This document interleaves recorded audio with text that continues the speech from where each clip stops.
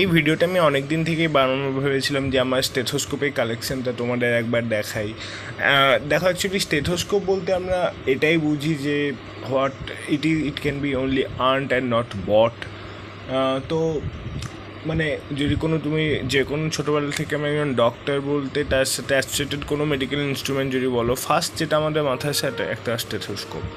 তো এই স্টেথোস্কোপটা আমি ফার্স্ট কিনেছিলাম আমার লাইফে, ফার্স্ট স্টেথোস্কোপ মেডলাইনে। তো মানে দেখো, এইটা আমি যখন ইনিশিয়ালি ফার্স্টে উঠেছিলাম তখনই কিনেছিলাম। বাট তখন আমাদের প্রফেসরসরা একটাই কথা বলতো যে what your mind doesn't know, your eyes can not see, your ear can not here.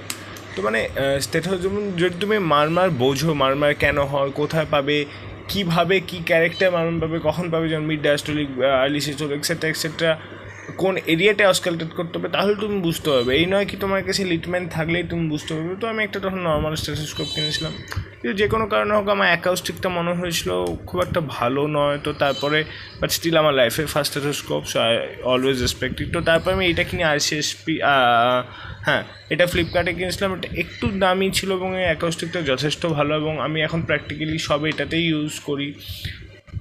যেমন তো স্টেজ সাউন্ড বলো, ব্রেথ সাউন্ড, এমনকি নর্মাল বিপি, সব কিছু এটা বেশ ভালোই মোটামুটি ক্লিয়ারই পাওয়া যায়। তো আমার এছাড়াও আমার অনেক দিনের ইচ্ছে ছিল একটা ডবল লিউমেন কিনি, বাট লাইক ডবল লিউমেন তোমার ইয়ারপিসটা ঠিকঠাক সেট করাটা খুব আমার মনে হয় একটু প্রবলেমেটিক এখনও লাগে।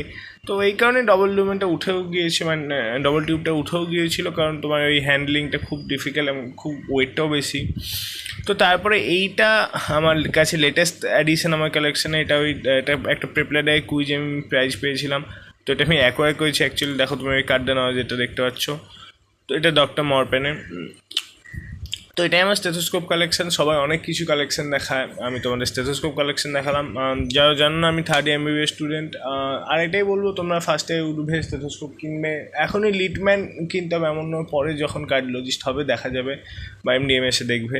বাট এখন অ্যাকচুয়ালি লাগে না লিটম্যান। নর্মাল স্টেথোস্কোপে আগে ব্যাপারটা বোঝো, অসকালটেশন তো অনেক পরে, আগে হিস্ট্রি টেকিং থেকেই ডায়াগনোসিস শুরু হয়।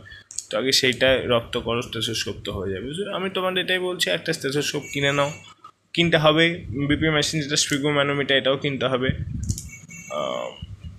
অফকোর্স নিতে রেজাল্ট বেরোলেই কেন, এখন তাড়াহুড়ো নেই, বাট কিনতে হবে, কিনে রাখো, খুব ইম্পর্ট্যান্ট। ফার্স্টেই যে একবার এমন নয় কি তুমি সেই শুনেই ডায়াগনোসিস করবে, এরকম ভাবার কিছু নেই। আস্তে আস্তে শিখবে, নিশ্চয়ই শিখবে, হয়ে যাবে। আর এরকম আরও ভিডিও যদি ভালো লাগে, please do like, share, subscribe and comment. Thank you.